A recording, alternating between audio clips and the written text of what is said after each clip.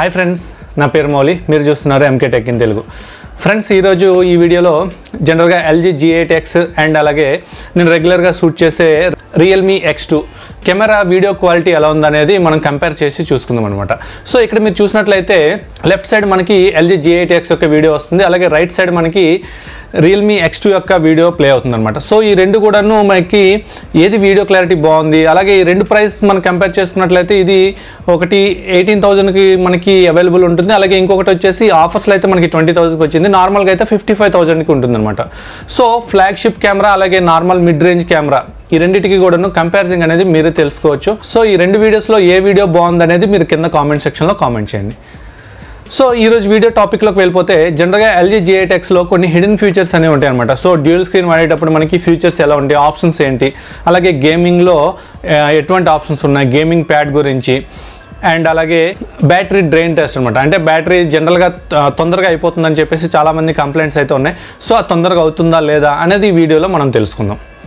Friends, మన channel ఇంకెవరైనా subscribe చేయకుండా చూస్తున్నట్టయితే సబ్స్క్రైబ్ చేయండి, అలాగే ఈ వీడియోస్ మీకు నచ్చినట్టయితే లైక్ చేయండి, షేర్ చేయండి. ఇది మనకి మూడో స్క్రీన్ అనుకోవచ్చు అనమాట. ఇందులో ఏంటంటే మనకి నోటిఫికేషన్స్ అలాగే టైము, డేటు, ఏదైనా కాల్ వచ్చేటప్పుడు కాల్ ఇన్ఫర్మేషన్ ఇవన్నీ కూడాను మనకి ఈ స్క్రీన్లో మనకి కనిపిస్తుంది అనమాట. సో మన ఫోన్ వచ్చినప్పుడు మనకి ఈ లిడ్ అనేది ఓపెన్ చేయకుండానే సైడ్ మనకి ఏదైతే ఒక గూగుల్ అసిస్టెంట్ బటన్ ఇచ్చారో ఆ బటన్ ప్రెస్ చేసినట్లయితే మనకి ఫోన్ అనేది ఆన్సర్ అవడం జరుగుతుంది, లేదంటే కట్ చేసుకోవడం కూడా జరుగుతుంది అనమాట. సో ఇందులో డిస్ప్లే విషయానికి వస్తే ఇది OLED డిస్ప్లేస్ కాబట్టి మనకి క్వాలిటీ అనేది చాలా బాగుందని చెప్పుకోవచ్చు అనమాట. జనరల్గా ఇందులో in display finger print scanner కూడా ఇవ్వడం జరిగింది, అండ్ ఇది వచ్చేసి మనకి అక్యురేస్గా ఉందని చెప్పుకోవచ్చు అనమాట. So in display finger print scanner అయినా సరే, లేదంటే రెండు డిస్ప్లేస్ కూడాను మనకి ఒకే క్వాలిటీ అనేది ఇవ్వడం జరిగిందనమాట. సో మనకి సెకండరీ స్క్రీన్ అటాచ్ చేసినప్పటికీ కూడాను అదేదో నార్మల్ స్క్రీన్ కాకుండా రెగ్యులర్గా మనకి ఏదైతే మెయిన్ స్క్రీన్ ఉందో సేమ్ క్వాలిటీతోనే ఇవ్వడం జరిగిందనమాట. సో మీరు ఏదైనా మూవీస్ చూసినప్పుడు కానీ లేదంటే గేమ్స్ ఆడుతున్నప్పుడు కానీ మనకి మంచి అవుట్పుట్ అనేది వస్తుందన్నమాట.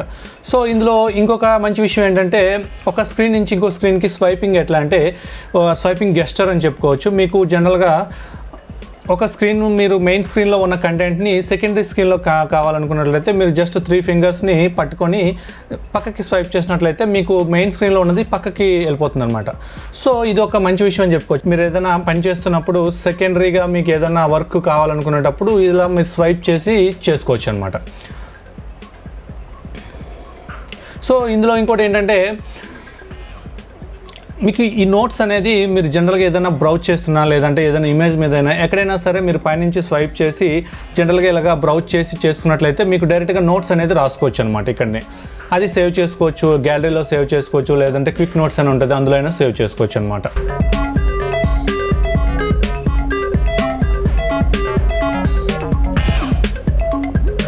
సో ఇలా సేవ్ అయినవన్నీ కూడాను మనకి ఇలా మెమోస్లో చూపిస్తుంది. ఇవి సింక్రనైజ్ చేసుకొని మన జీమెయిల్ అకౌంట్కి కూడాను మనం సింక్రనైజ్ చేసుకోవచ్చు అనమాట. ఫర్దర్గా మీరు వేరే మొబైల్లో కావాలనుకున్నా సరే ఇవన్నీ వస్తాయి. సో ఇక్కడ కొన్ని ఆప్షన్స్ చూసుకున్నట్లయితే స్వైప్ స్క్రీన్ అని కానీ లేదంటే మెయిన్ స్క్రీన్ని సెకండరీ స్క్రీన్కి ట్రాన్స్ఫర్ చేసుకోవాలని ఈ ఆప్షన్స్ అన్నీ కూడా ఇక్కడ ఉంటాయి అన్నమాట.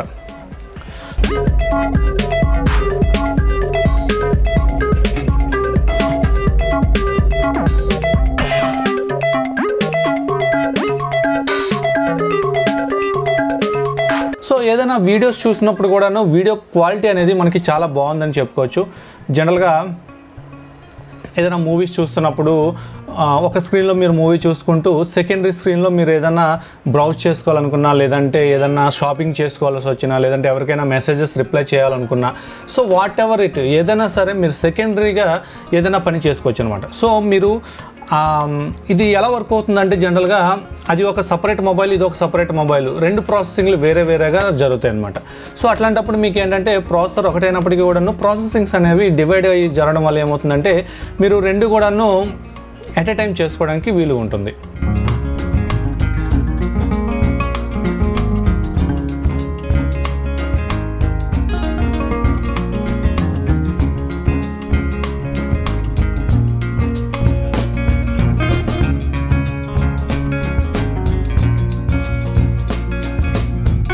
సో ఇందులో ఇంకొక మంచి ఫీచర్ ఏంటంటే జనరల్గా ఇందులో వేల్ అని చెప్పేసి ఒక యాప్ అనేది LG తలక అఫీషియల్ యాప్ అని చెప్పుకోవచ్చు.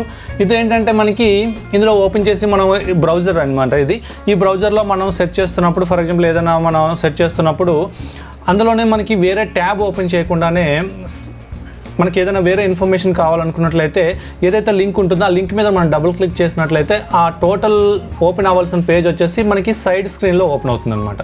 సో జనరల్గా మీరు సిస్టంలో న్యూ ట్యాబ్ ఎలా అయితే ఓపెన్ చేసుకుంటారో అట్లా ఇక్కడ న్యూ ట్యాబ్ లాగా ఇది వర్క్ అవుతుందన్నమాట. జనరల్గా మనం మొబైల్లో బ్రౌజ్ చేసినప్పుడు న్యూ ట్యాబ్ కావాలంటే పైన ఆప్షన్స్లోకి వెళ్ళి న్యూ ట్యాబ్ ఓపెన్ చేసి ఇదంతా ప్రొసీజర్లో ఉంటుంది. బట్ ఇదైతే అట్లా కాదనమాట. జస్ట్ మీరు ఏదైతే స్క్రీన్ మీద డబుల్ ట్యాప్ చేస్తారో ఆ ట్యాప్ చేసిన స్క్రీన్ అనేది మీకు సెకండరీ స్క్రీన్ మీద ఆటోమేటిక్గా వచ్చేస్తుంది అనమాట. సో ఫర్ ఎగ్జాంపుల్ మీరు ఏదన్నా ఒక రైల్వే టికెట్ బుక్ చేస్తున్నప్పుడు ఆ స్టేషన్ యొక్క కోడ్ మీకు తెలియకపోయినట్లయితే ఆల్రెడీ ఒక స్క్రీన్లో మీకు ఐఆర్సిటీసీ ఉంటుంది, సెకండరీ స్క్రీన్లో ఆ స్టేషన్ యొక్క కోడ్ మీరు సెట్ చేసి ఈజీగా మీరు టికెట్స్ అనేవి బుక్ చేసుకోవచ్చు. సో ఇదొక మంచి విషయం అని చెప్పుకోవచ్చు. జనరల్గా మీరు మల్టీ టాస్కింగ్కి ఎవరైతే ఎక్కువగా చేయాలనుకుంటారో వాళ్ళకి ఈ ఫీచర్ అనేది బాగా ఉపయోగపడుతుంది అనమాట. లైక్ మన సిస్టంలో ఎలా చేసుకుంటామో అట్లానే చేసుకోవచ్చు ఇందులో కూడా.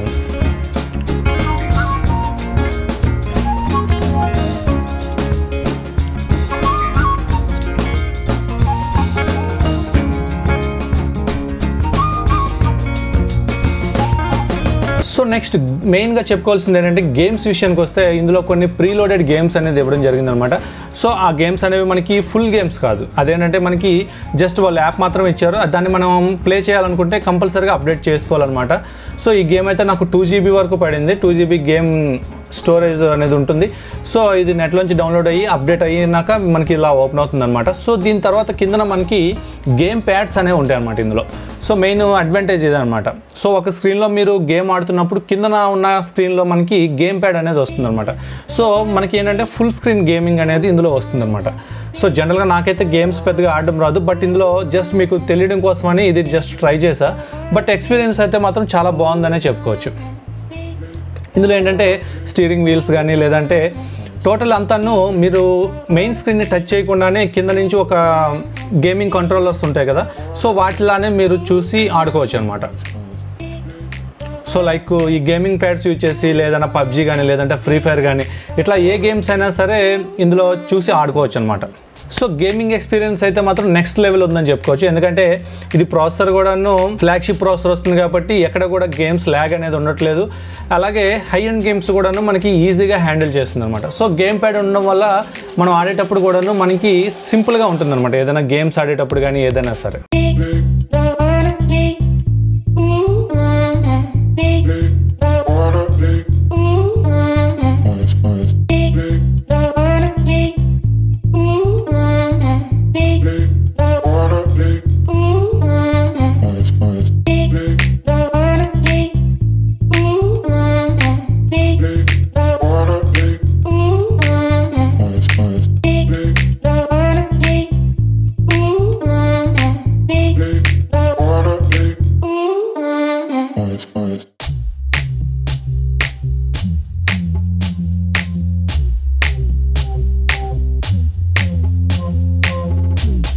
సో నేనైతే ఫోన్ని ఒక 45 minutes 1 hour వరకు యూజ్ చేయడం జరిగింది. నేను స్టార్టింగ్ తీసుకునేటప్పుడు 90% అనేది ఛార్జింగ్ ఉందన్నమాట.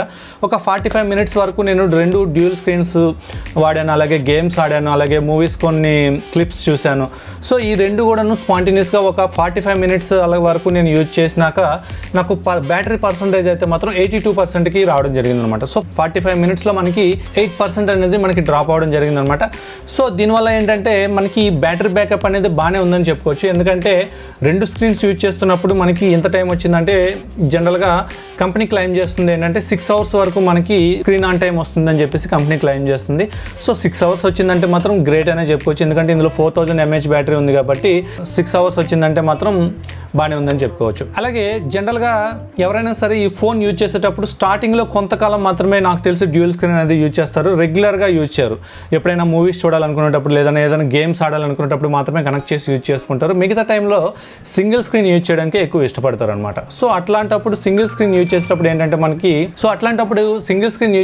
ఏంటంటే మనకి బ్యాటరీ బ్యాకప్ అనేది మనకి ఎక్కువగా వచ్చే అవకాశం ఉంటుంది అనమాట. సో మెయిన్గా సెకండరీ స్క్రీన్ కూడా మనకి OLED స్క్రీన్ కాబట్టి మనకి బ్యాటరీ కన్జంప్షన్ అనేది తక్కువగా ఉంటుంది ఇందులో. సో ఇది ఫ్రెండ్స్ బ్యాటరీ కంపారిజన్, అలాగే video comparison and gaming test కూడా మీరు ఈ వీడియోలో చూసారు కదా. వీడియో కంపారిజన్ లో ఏది బెటర్గా ఉంది అనేది కింద మీరు కామెంట్ సెక్షన్లో కామెంట్ చేయండి. అలాగే ఈ వీడియో మీకు నచ్చింది అనుకుంటున్నాను. నచ్చినట్టయితే లైక్ చేయండి, షేర్ చేయండి. Thank you. This is Mouli signing off.